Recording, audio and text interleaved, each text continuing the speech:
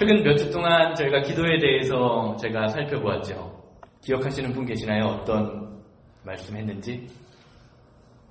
지난주에 선교사님이 오셔서 말씀을 전해주셔서 잊어버린 걸로 제가 알도록 하겠습니다. 하나님께서 우리에게 내가 구하는 것보다 어떤 것을 주신다? 더 좋은 것을 준비하고 계신다. 더 좋은 것을 주신다.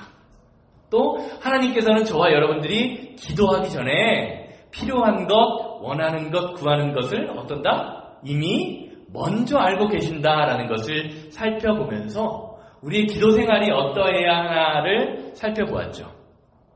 사랑하는 여러분, 여러분들은 과연 여러분들의 삶에서 어떻게 기도하고 계십니까? 우리의 기도 생활을 점검하는 세 가지 질문이 있다고 합니다. 이게 어떻게 갑자기 꺼졌어요? 첫 번째 질문, 여러분들은 어떠십니까? 기도하고 일하고 계십니까? 아니면 일하다가 기도하고 계십니까? 두 번째, 내가 너무 바빠서 기도가 중단되어 있으십니까? 아니면 내가 더 바쁘기 때문에 기도하려고 노력하려고 하고 계십니까? 세 번째, 문제가 생겨서 기도하고 계십니까? 아니면 기도하다 문제를 만나셨습니까? 성도는 어떤 사람입니까? 성도라 하면요, 기도가 있는 사람입니다. 하나님 앞에 무릎 꿇지 않는 사람은요, 교회 다니는 사람이라고 불릴 수는 있어도 성도다라고 부를 수 없어요. 왜냐하면 기도란요, 하나님과 나와 하나님과 성령님과 하나님과 예수님과 관계 가운데 있다라는 증거가 되기 때문입니다. 이런 측면에서 기도가 우리의 삶에 중단되었다라는 것은요, 단순히 기도를 하지 않는 것이 아니라 하나님과의 관계가 지금 멈춰져 있다. 하나님과의 관계가 중단되었다라고 말할 수 있는 것이지요. 사랑하는 여러분 요즘 좀 하나님과의 관계가 좀 어떠십니까? 좀 괜찮으신가요? 아니면 단절되어 있으신가요? 오늘 우리가 읽은 본문 말씀을 보면요, 성경은요, 이 앞절 보면은 성경은 하나님이 모세와 친구처럼 대화했다라고 이야기하는 것을 볼 수 있어요. 친구다라는 것은 뭐예요? 관계가 있다는 거죠. 친구처럼 이야기했다는 것은 친구와 같은 관계가 하나님과 유지되었다는 거죠. 이렇게 친구처럼 대화했다고 하는 모세의 기도를 우리가 볼 수 있습니다. 그렇다면 지금 과연 모세는요, 왜 기도하고 있을까요? 오늘 본문 말씀 이전 말씀을 보면요, 하나님이 놀라운 능력을 보이면서 이스라엘 백성들을 출애굽시키셨어요. 출애굽기 처음을 보면. 그런데 어떻습니까? 이스라엘 백성들이요, 아주 징글징글맞게 일관되게 변하지 않는 모습으로 우상을 섬기고 불평하는 모습을 보여줘요. 특별히 오늘 본문 말씀 앞에를 보면 이스라엘 백성들은 하나님의 명령을 받아서 모세가 시내산으로 올라갑니다. 그리고 하나님의 백성으로서 반드시 지켜야 할 10계명을 받고 내려오는 그 순간, 밑에서 이스라엘 백성들은 뭐하고 있었습니까? 금을 녹여서 금송아지를 만들어서 이 금송아지가 우리를 출애굽해낸, 이집트에서 구해낸 하나님이다라고 섬기고 있었어요. 그러자 하나님께서는요, 모세에게 엄청난 말씀을 하십니다. 그게 뭐냐? 바로 내가 너희들이 가나안으로 가는 그 길에 더 이상 내가 너와 함께하지 않을 것이다 라는 그런 말씀이에요. 33장 3절 말씀 한번 보시기 바랍니다. 내가 너희를 젖과 꿀이 흐르는 땅에 이르게 하려니와 나는 너와 함께 올라가지 아니하리니 너희는 목이 곧은 백성인즉 내가 길에서 너희를 진멸할까 함이라 하시니. 무슨 말이에요? 너희들 젖과 꿀이 흐르는 땅 가나안 땅으로 다 가. 근데 나는 너희와 함께 안 갈 거야. 왜? 너희들이 계속 이러는 모습, 우상을 섬기고 불평하는 모습을 보다가 내가 너희를 다 죽여버릴지도 모를 것 같아. 그렇게 얘기하시는 거예요. 내가 너희를 길에서 진멸할까 함이라 라는 말씀을 보신 거 보면요, 하나님의 이 말씀은 우상을 섬기며 하나님을 신뢰하지 못하는 이스라엘 백성들의 모습을 보는 그 모습이 경멸 또는 환멸을 느끼는 모습에 가깝다라고 우리는 말할 수 있어요. 이런 상황 속에서 모세는 이스라엘 진영 밖에 나와서 홀로 나와서 회막, 텐트를 치고요. 혼자 기도를 하기 시작하는 거예요. 그리고 하나님의 마음을 돌리기 위해 간구합니다. 이런 상황 속에서 과연 모세는 어떤 기도를 했을까요? 그리고 그 기도가 우리에게 주는 의미는 무엇일까요? 우리의 삶에 어려움, 고난이 닥칠 때 어떤 기도를 해야 할까요? 저는 오늘 말씀을 보면서 하나님이 모세가 하나님께 기도하는 장면을 보면서 우리의 간구, 우리의 기도를 한번 돌아보기를 원합니다. 다 같이 12절 말씀 한번 보시기 바랍니다. 13절 말씀 보시기 바랍니다. 내가 참으로 주의 목전에 은총을 입었사오면 원하건대 주의 길을 내게 보이사 내게 주를 알리시고 나로 주의 목전에 은총을 입게 하시며 이 족속을 주의 백성으로 여기소서. 지금 하나님이 뭐라고 말씀하셨다 그랬죠? 내가 너희를 떠나겠다. 내가 너희와 함께하지 않겠다라고 하는 이 순간 지금 모세는 무엇을 구하고 있습니까? 바로 은혜를 구하고 있습니다. 한번 생각해 보세요. 지금 모세와 이스라엘 백성들의 상황 속에서 가장 먼저 구해야 할 내용은 뭐예요? 하나님의 결정을 바꾸는 거예요. 내 앞에 있는 문제를 해결하는 거예요. 왜요? 하나님이 함께 가시지 않겠다라고 말하고 계시니까요. 우리의 기도가 그렇지 않나요? 구체적인 상황, 나의 어려움을 내어놓고 하나님께 기도하면서 하나님, 내가 아프니까 내 병 좀 낫게 해주세요. 내 자녀가 잘 되게 해주세요. 내가 지금 직장을 구하고 있습니다. 좋은 직장을 구하고 내 자녀가 좋은 사람을 만나게 해주세요. 이렇게 해주세요 라고 기도하고 있지 않나요? 그런데 오늘 본문 말씀에 나오는요, 모세는 기도의 내용이 완전히 다릅니다. 자신의 처한 상황과는 어찌 보면 생뚱맞게 은혜에 대한 기도를 하고 있어요. 도대체 은혜가 무엇이길래 이토록 모세가 은혜를 구하고 있는 것입니까? 오늘 본문 말씀에 나오는 은총이라는 단어, 영어로는 favor라고 번역되어 있는데, 이 은총이라는 단어를 보면요, 히브리어로는 헬라어로는 카리스라는 단어를 사용했어요. 이 단어의 의미는 무엇이냐? 선물, 기프트라는 의미가 있습니다. 그런데 이 단어의 속뜻은 어떤 의미가 있느냐? 하나님께서 그 사람이 한 것보다, 그 사람의 그릇보다 더 큰 것으로 부어주셨다, 더 큰 일을 행하셨다라는 의미가 속에 담겨 있다라고 합니다. 다니엘 9장 23절을 보면요, 천사가 다니엘을 보면서 이렇게 이야기를 해요. 너 하나님의 은총을 입은 사람이요, 너 하나님께 은혜를 입은 자요 라고 이야기합니다.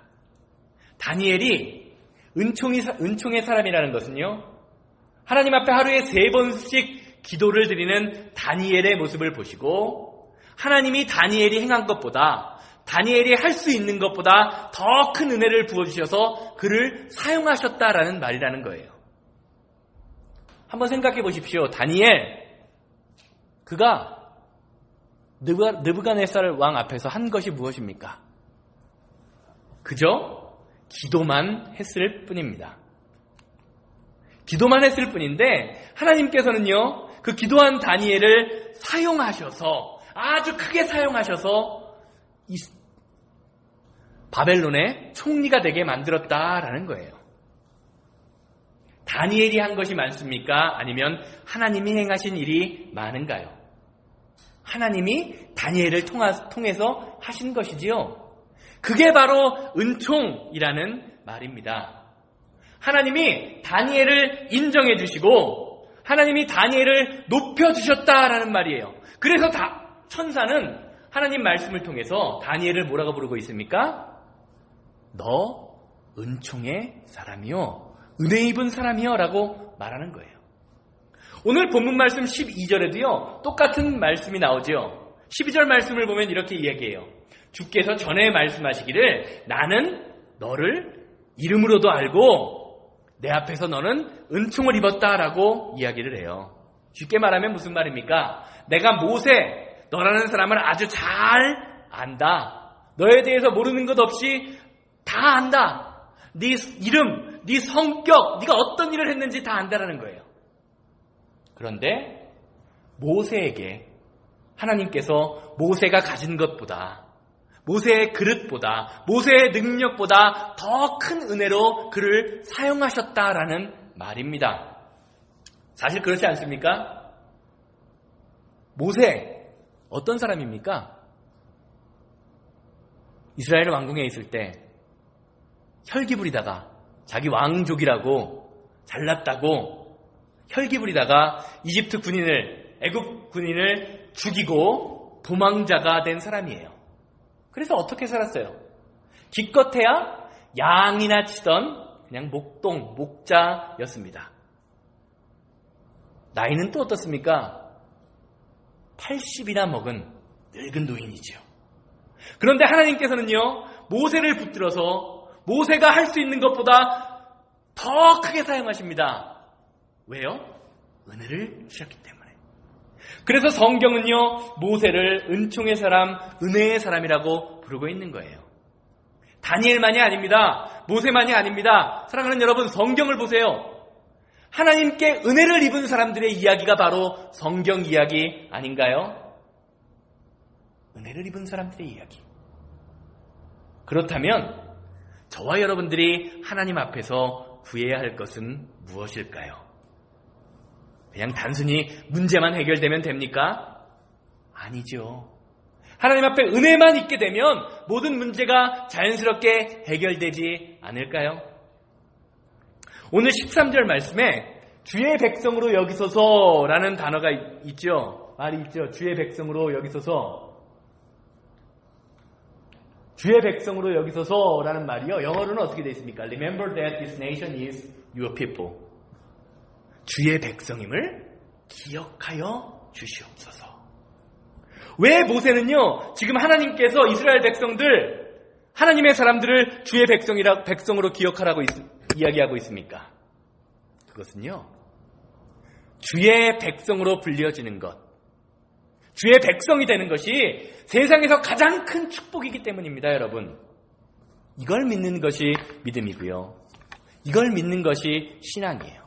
지금 이스라엘 백성들은 부족하지만, 연약하지만, 우상 숭배도 멈추고 있지 않지만, 온전한 예배도 드리고 있지 못하지만, 하나님, 이 불쌍한 백성들을 좀 봐주셔서 홀로 가게 하지 마시고 하나님의 은혜를 이 백성들에게 부어주세요 라는 고백이에요. 기도예요.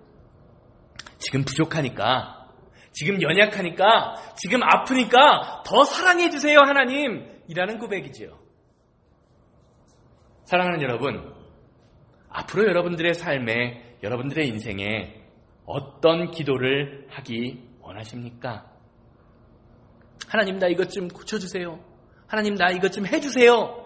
라는 단순히 문제 해결을 하는 기도입니까? 아니면 하나님, 나에게 은혜를 베풀어 주시옵소서, 은총을 베풀어 주시옵소서라고 기도하시겠습니까? 은혜, 은총은요, 우리 인생에 대한 기도예요. 우리 인생이 회복되고 우리의 삶이 회복되는 기도입니다. 여러분들의 삶에 하나님의 은혜로 말미암아 여러분들의 인생, 여러분들의 삶, 여러분들의 문제가 회복되는 성도님들 되시기를 주님의 이름으로 소망합니다. 자, 그렇다면 과연 하나님께 은총을 입은 사람은 어떤 삶을 살게 될까요? 은혜 입은 자로서 산다, 은혜 받았다 라고 하는 것이 과연 무엇일까요? 출애굽기 33장 15절 말씀 보시기 바랍니다. 모세가 여호와께 아뢰되 주께서 친히 가지 아니하시려거든 우리를 이곳에서 올려 보내지 마옵소서. 은총을 기도했던 모세, 은혜를 바랬던 모세는요, 이렇게 기도하죠. 하나님이 함께 가지 않으면 우리도 안 가겠습니다 라는 거예요. 이게 뭡니까? 하나님, 나와 동행해 주세요. 내 인생을 함께 걸어가 주세요. 나를 책임져 주세요 라는 말이지요. 하나님이 함께하지 않으면 젖과 끓이 흐르는 가나안이 무슨 소용이 있겠냐라는 말이에요. 하나님이 함께하지 않으면 여러분들의 질병 낫는 것이 무슨 소용이 있겠냐는 거예요. 하나님이 함께하시지 않으면 내가 좋은 직장, 박사학위를 갖는 것, 하버드를 나오는 것, 세계에서 가장 좋은 것을 먹고 사는 것이 무슨 소용이 있냐라는 말입니다. 여러분 어떠세요? 하나님이 함께하시면서 볼더에 살기를 원하십니까? 하나님이 함께하지 않으면서 저 청와대나 백악관에 가서 살기를 원하십니까? 여러분 어떠십니까? 한번 생각해 보세요.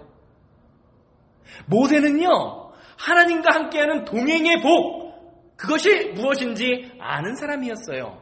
그렇기 때문에 아무리 좋은 가나안을 준다 할지언정 하나님이 함께 가지 않으시면 나는 안 가겠습니다 라고 지금 이야기하고 있는 거예요. 사랑하는 여러분, 모든 복 중의 복, 최고의 복은요, 여러분의 인생에 하나님이 함께 하시는 거예요. 그럼 가장 저주받은 건 뭡니까? 하나님이 함께 하시지 않는 거죠. 그런데 많은 그리스도인들이 어떻게 생각해요? 왜 하나님 안 믿는 사람이 저렇게 부자로 잘 살아요? 저 사람은 교회도 안 다니는데 건물이 몇 채고 좋은 차를 타고 다니고 좋은 집에서 떵떵거리면서 사네요. 여러분, 그리스도인이 반드시 구별해야 될 게 있어요. 잘 사는 것과 부자로 사는 것은 어떤 거죠? 다른 거예요.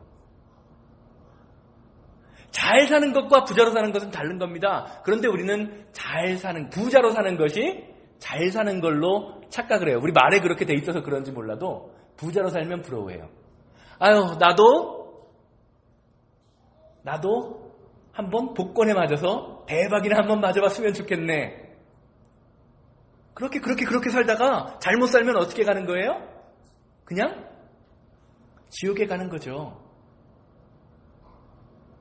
지옥 가는 그 길이 부러우십니까? 하나님과 동행하지 않는 그 길이 부러우십니까? 좀 힘들고 어렵고 좌절되고 낭망되는 순간이 있더라도 하나님과 함께하는 그 복이 여러분들에게 있는 것이 즐거운 것, 행복한 것 아닙니까? 여러분, 무엇을 바라시겠습니까?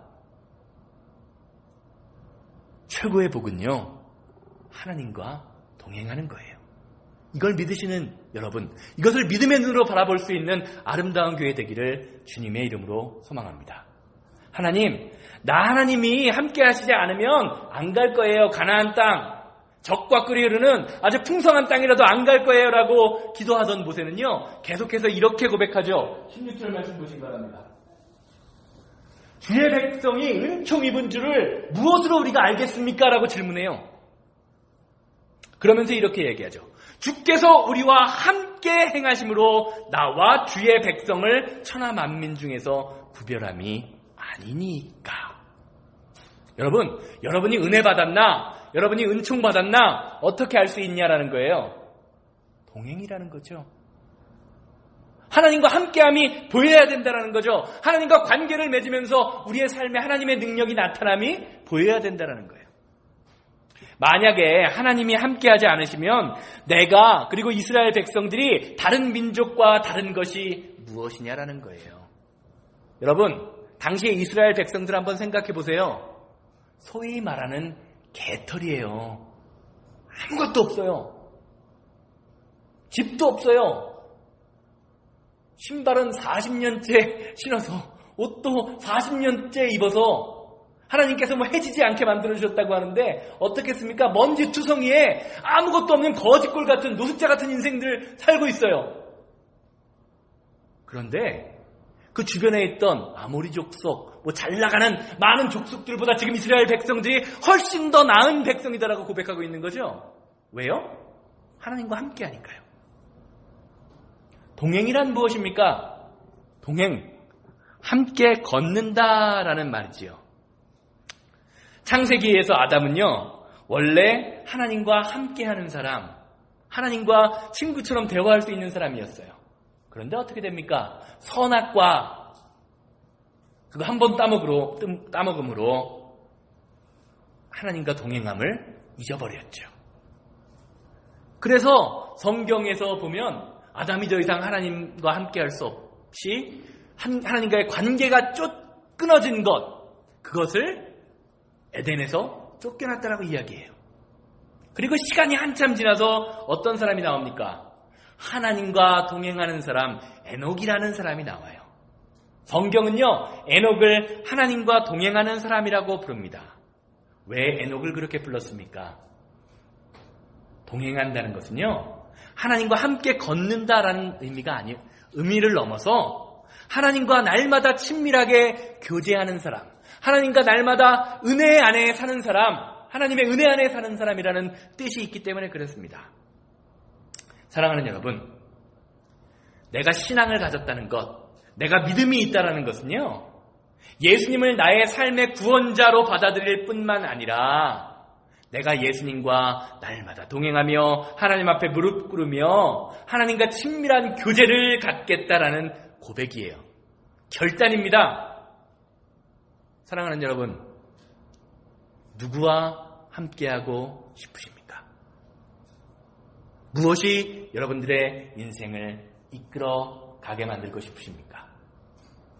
1,000만 불, 1억 불 돈입니까? 아니면 하나님입니까? 여호수아 1장을 보면요, 광야 40년을 이끌던 오늘 본문 말씀에 나오는 모세가 요압 평지라는 곳에서 가나안 땅을 바로 앞에 두고 죽어버리죠. 그래서 모세의 뒤를 이어서 여호수아라는 사람이 이스라엘의 지도자가 됩니다.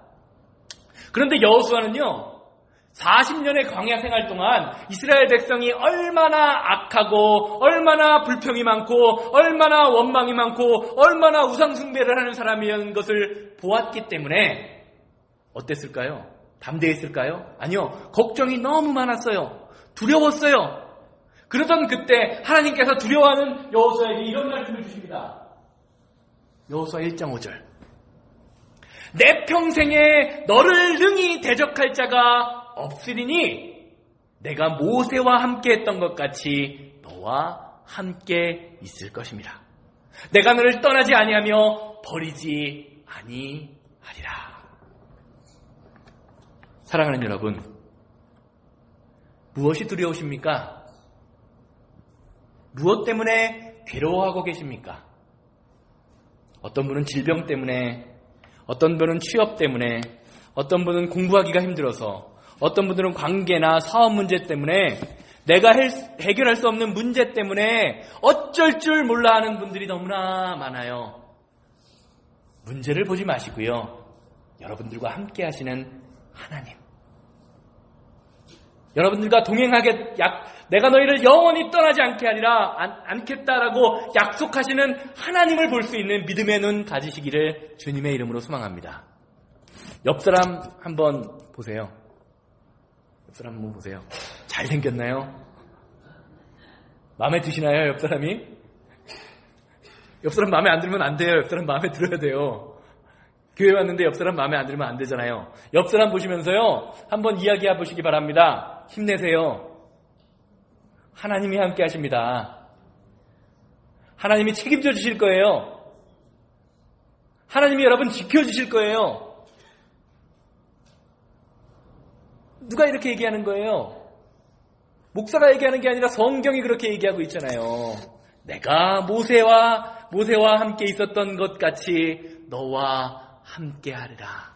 내가 너를 떠나지 아니할 것이다 라고 지금 약속해주고 계시지 않습니까, 여러분들에게?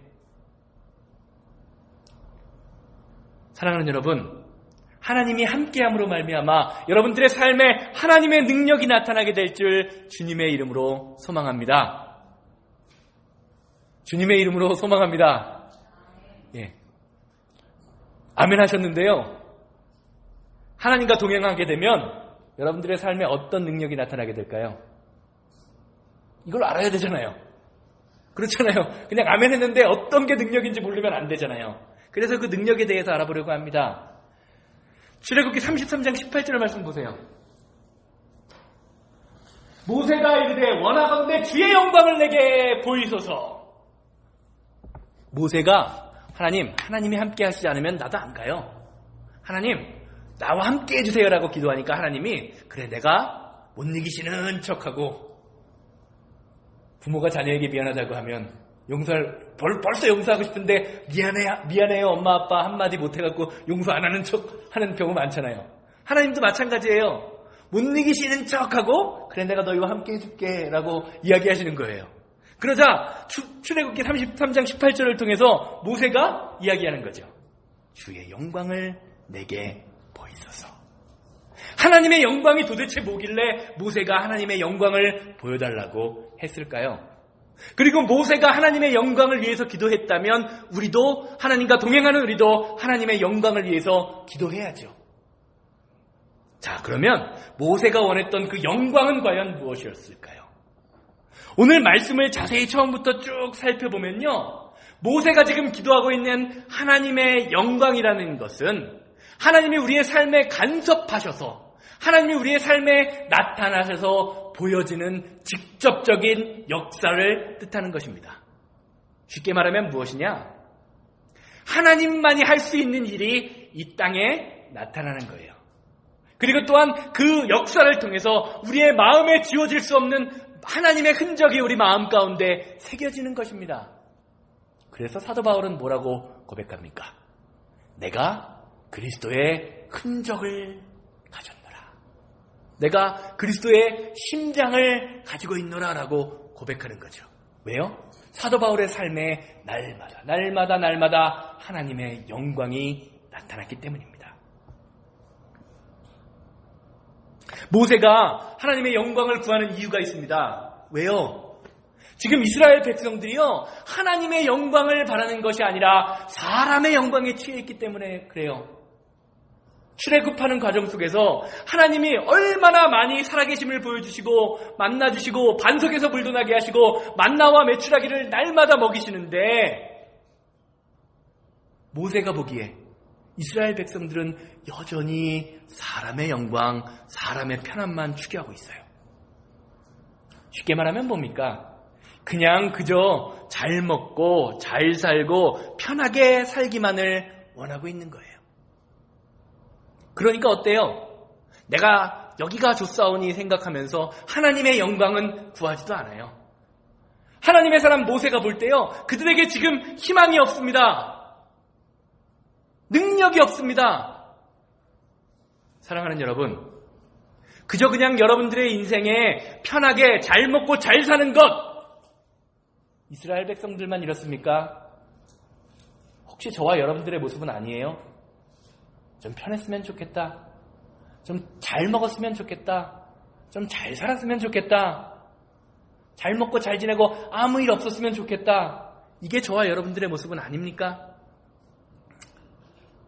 하나님이 보시기에 과연 저와 여러분들의 삶에 희망이 있어 보일까요?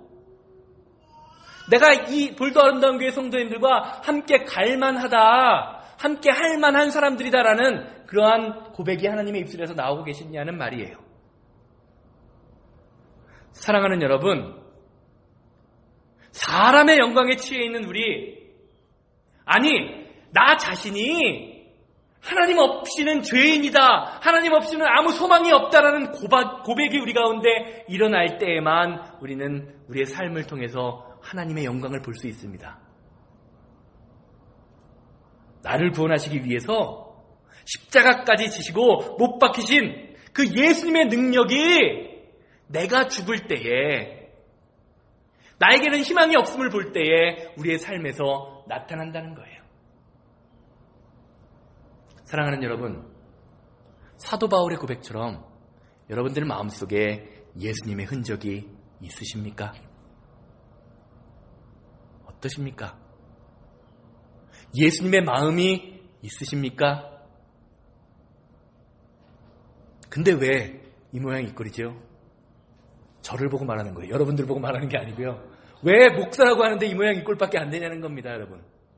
예수의 흔적이 있냐라는 거예요. 지금 모세는요, 이스라엘 백성을 향한 절망으로 가득 차 있어요. 어떤 것으로 변하지 않는 백성이지만 그럼에도 불구하고 오직 하나님께만 희망이 있다는 것을 모세는 알고 있어요. 그렇기 때문에 하나님, 제발 우리에게 하나님의 능력, 하나님만이 할 수 있는 능력, 하나님만이 할 수 있는 그 은혜를 우리에게 보여주십시오라고 간구하고 있어요. 그러자 하나님의 영광을 구하는 모세에게 하나님이 나타나서 이렇게 말씀하시죠. 19절 말씀 보시기 바랍니다. 내가 내 모든 선한 것을 내 앞에 지나가게 하리라. 여호와의 이름을 내 앞에 선포하리라. 22절 23절. 내가 내 영광이 지나갈 때에 내가 내 등을 볼 것이요 얼굴은 보지 못하리라. 사랑하는 여러분, 여러분들의 삶에 여호와의 이름이 선포되는 것이 하나님의 능력이에요. 하나님의 영광이에요. 여러분, 지금 무엇을 자랑하고 계십니까? 다이아 반지 하나만 사도 자랑하고 싶은 게 인간 아닌가요? 무엇을 자랑하고 싶으세요? 예수 그리스도의 이름이 자랑되고 있습니까? 선포되고 있습니까? 하나님께서는 희망 없는 이스라엘을 바라보면서 절망하는 모세에게 하나님의 영광을 보여주고 계십니다. 그리고 이 시간 말씀을 통해서 모세에게 보여주셨던 그 영광의 흔적을 우리에게도 보여주겠다고 약속하고 계세요. 하나님께 은혜를 입어서 하나님과 동행함으로 말미암아 여러분의 삶에 지울 수 없는 흔적인 하나님의 영광이 나타나시는 아름다운 교회 성도님들 되시기를 주님의 이름으로 소망합니다. 결론적으로 말씀드리겠습니다. 아까도 제가 광고 시간에 잠깐 말씀드렸지만 지난주 중에 말씀드린 것처럼 6월 20일 날 그날이 또 공교롭게도 저와 제 아내의 결혼 10주년 기념일이라 평생 잊지 못할 날이 되어버렸어요. 지난주에 말씀드린 것처럼 필라델피아에서 목회하는 제 동기인 목사님 한 분이 고속도로에서 오다가 뒤에 따라오던 차가, 그 트레일러 큰 트럭이 차를 들이받고 그냥 질주를 해버려서 앞에 있는 차는 전복되고 앞에 있던 뒷자리에 찼던 막내 아이가 죽고 아이 두 명 중에 한 명은 뇌출혈, 그리고 다른 한 명은 척추와 안면 골절이 얼굴 뼈가 부서지는 사고를 당했어요. 매일 전화하던 아주 가까운 친구예요. 그냥 농담하고 전화해서 서로 농담하고 장난치고 그러던 친구인데 그리고 사고가 났다고 하니까 무슨 말을 해도 위로가 되지 않을 것 같아서 전화를 못했어요. 제가 몇 번을 처음엔 사고 났다라는 소식을 들어서 전화를 했는데 안 받고 사망사고가 났다는 얘기가 나니까 전화를 못하겠더라고요. 그리고 사고 다음날 그 친구가 저에게 전화가 와요. 그러면서 하는 얘기가 있습니다. 죽은 아이가 너무 보고 싶대요. 그 아이가 피아노 좀 시켜달라고, 체조 좀 시켜달라고 그러고, 아빠 나 체조하고 싶어요, 아빠 나 피아노 하고 싶어요, 피아노 배우고 싶어요 라고 이야기를 했는데 돈이 없어서 못해준 것만 생각난대요. 그 막내 아이가 파더스데이라고요. 지난주 주일이 파더스데이였잖아요. 그 20불 자기가 받았던 5살짜리가 20불 자기가 받았던 용돈을 모아서 용돈을 팔랑팔랑 흔들면서 아빠 파더스데이 축하한다고 돈을 주면서 편지를 하나 써갖고 줬대요. 근데 이 친구가 하던 일이 너무 바빠서 그 편지를 읽지를 않고 고맙단 말도 제대로 못하고 안아주지도 못하고 그 편지를 그냥 책상 위에 올려놓고 자기 일을 봤대요. 그리고 사고가 나서 그 아이가 죽었다라는 소식을 듣고 집으로 달려가서 그 편지가 읽고 싶어서 편지를 찾으려고 집에 갔는데 아무리 찾아봐도 없대요. 버린 것 같다고. 그렇게 말하면서 그 우는 친구의 목소리를 들으면서 같이 울었어요. 그런데 그 친구가 이런 말을 해요. 주변에서 그렇게 큰 사고가 났는데 이만한 게 다행이다. 하나님이 지켜주신 거다. 경찰과 의사가 이런 얘기를 한대요. 그냥 차 뒤에가 그 승용차를 타고 갔었는데 차 뒤에가 완전히 없어져 버렸대요. 트렁크하고 뒷좌석이 없어져 버렸대요. 하도 밀고 그러니까. 이게 너무나 감사한 일이고 다행이다라고 이야기하는데 생각해보면 자기 마음속으로는요. 생각 속에는 이렇게 큰 사고에서 두 아이가 그래도 생명에 지장 없이 살아난 것 그리고 부모는 아무런 외상 없이 멀쩡한 게 너무나 감사한 일인데 말로는 하나님 감사합니다라고 계속 고백하는데 마음속으로 진심 어린 감사가 하나님 앞에 안 된대요. 그러면서 어떻게 해야 되냐고 저한테 얘기를 하더라고요. 하나님이 이 사고를 통해서 자기 가족과 자기 주변 사람들에게 무엇을 원하시는지 모르겠다 라고 이야기를 하면서 제가 그 친구의 말을 들으면서 이런 생각을 했어요. 불평할 수 있는 순간에 불평하지 않고 하나님의 뜻을 구하는 것, 그것도 감사가 아닐까? 그러면서 어제는 또 전화를 해서 이런 얘기를 하더라고요. 주변에 있는 가족한테, 아내한테, 자녀들한테 사랑할 수 있을 때 최선을 다해서 사랑해라. 오늘 죽어도, 지금 당장 죽어도 후회하지 않을 만큼 사랑해줘라. 사랑한다고 말해주고 안아주고 감사해줘라. 여러분, 옆에 있는 사람이요 언제 하나님 곁에 갈지 몰라요. 먼저 태어났다고 먼저 죽는 게 아니에요. 사랑하는 사람 곁에 있을 때 잘하시기를 바라요. 죽고 나면요 아무리 보고 싶어도 못 본대요. 언제 어떤 일이 일어날지 아무도 모르는 게 인생이라고 그 친구가 어제 이야기하더라고요. 사랑하는 여러분, 우리는 어때요? 조금만 힘들고 어려워도 하나님 why me? 도대체 나한테 왜 이런 일이 생깁니까? 왜 이런 일이 나한테 생깁니까? 불평하죠. 원망하죠. 좌절하죠. 내가 남들보다 조금 더 못 살고 힘들고 어렵다고 해서 다른 사람들과 불평해요. 좌절해요. 불평하지 마시기 바랍니다. 불평하다가 이스라엘 백성에게 오늘 하나님이 말씀하시는 것처럼 하나님이 떠나버리시면 어떻게 하려고 하십니까, 여러분? 하나님이 여러분들에게 예비하신 가나안 땅을 얻지 못하면 어떻게 하실 겁니까, 여러분? 하나님께 은혜를 구하고 하나님과 동행하시는 여러분들 되시기를 주님의 이름으로 소망합니다. 동행하기만 하면 돼요.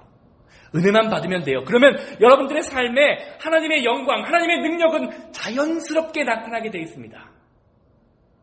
불평할 상황, 좌절되는 상황이 있을지라도 하나님만 바라보시면서 은혜로 말미암아 하나님의 능력과 영광이 날마다 넘쳐나게 되는 아름다운 교회 되기를 주님의 이름으로 소망합니다.